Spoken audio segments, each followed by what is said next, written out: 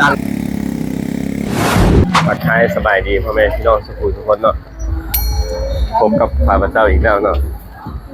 มื้อนี้จะพามาเบิ่งวังเวียงเนาะวังเวียงแดนงามแต่มาทำภูคำเนาะมาเที่ยวชมธรรมชาติทำภูคำบรรยากาศพร้อมแล้วเดี๋ยวพาพี่น้องไปเบิ่งข้างในเนาะมันเป็นอะไร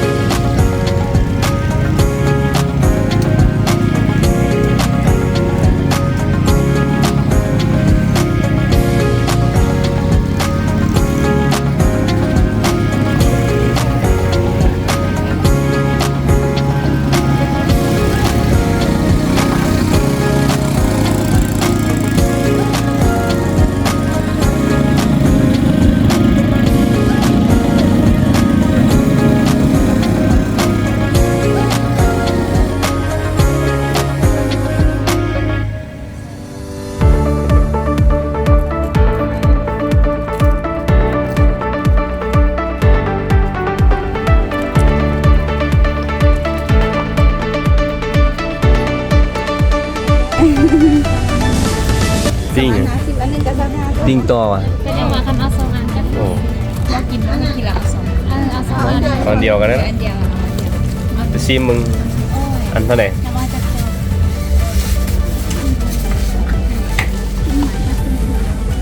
นึกว่ากูเอาก็ได้เอาแต่อันนี้ตัวสีเหลืองค่ะมองมาแต่ยาวมาเอามา6 โลมาก็สอนนี่แม่งเลือกไอ้เยอะมาแป้งไอ้สิล่ะไปแพ็คมาเลยมันสิมีแค่เจ้าเองแล้วบ่มีสว่างไปซะแล้วนี่แม่มาดูงงมันเฮาก็เลือก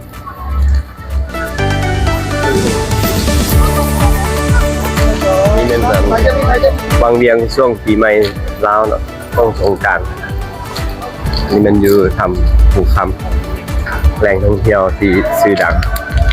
สำหรับทำภูคำนี่มีบอลเจ้าขี่สลิงพุ่นมีบอลเจ้าโดดน้ำใสๆ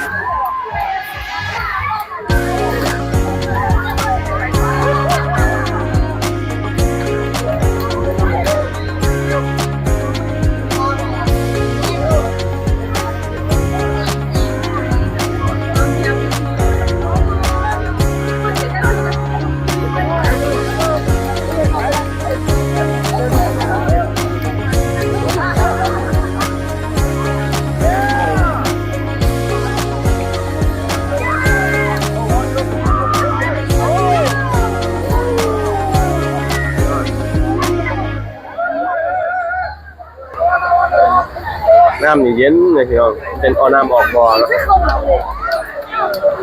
น้ำนี่สีเขียวแล้วก็มีปลา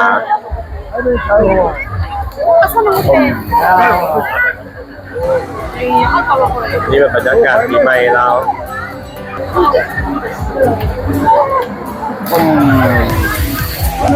วันที่16เนาะพี่น้องเริ่มเมื่อวันที่16มื้อสุดท้ายของการเล่นปีใหม่เราว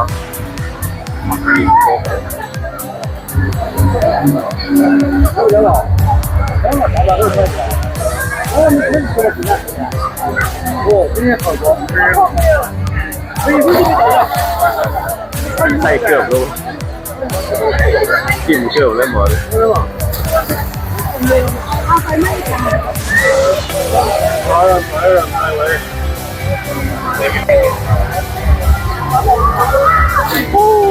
นี่หลากหลายแบบพี่น้องสนแบบแต่กันนี้ผล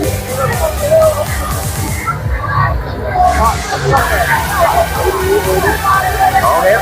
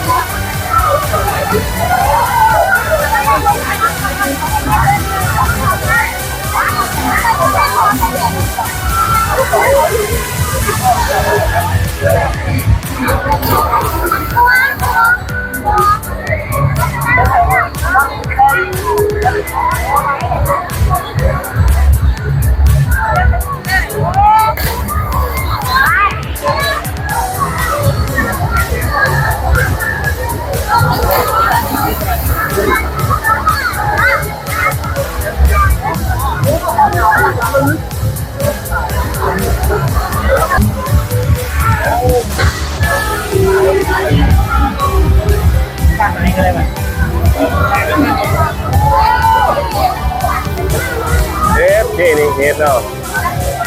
เอาไปจังได๋จังได๋โดดหรือบ่โดดเฮ็ดดิตักเลยเสียงบ่แห้งดังจุ๊บเฮ็ดว้าวเยอะเลย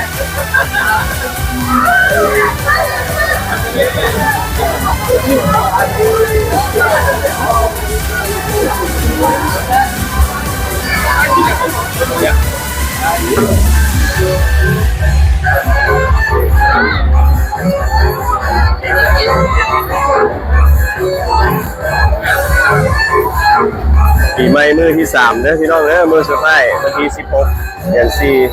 2024ปีใหม่ลาวเล่นสงกรานต์อยู่วังเวียงมื้อนี้นะบอกเลยว่าสุดยอดพี่น้องในการมาวังเวียงในจุดนี้มาช่วงปีใหม่แล้วมื้อนี้เป็นมื้อวันที่16เดือน4ปี2024อันนี้มันบรรยากาศวังเวียงเนาะอำเภอคำกะสีคนกะสีประมาณนี้มีทั้งต่างประเทศต่างชาติหลายก็หลายมันคนเกาหลีกับคนจีนเนาะหลาย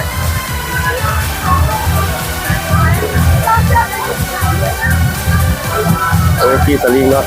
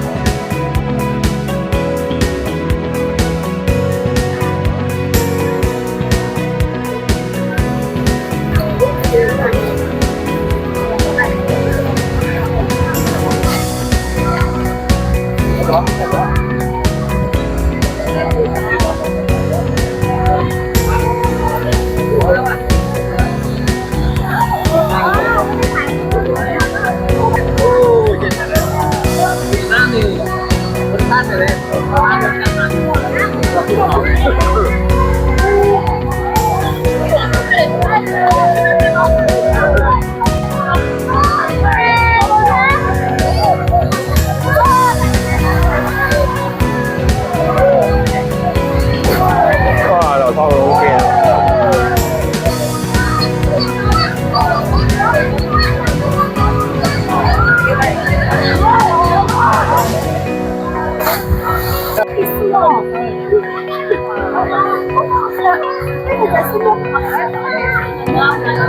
บินอีกแล้วเท่านี้บินอีกแล้ว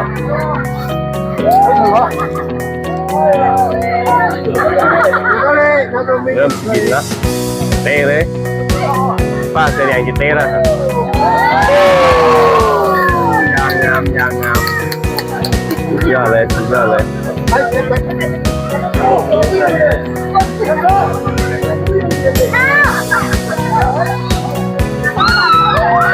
ว้าวหลังลงเลยดังแปะดังแปะเยาก็บาดเลยข้างหลังลงเลยข้างหลังเคลื่อนเลยเนี่ยข้างหลังเคลื่อนเลยเนี่ยสาวเนี่ย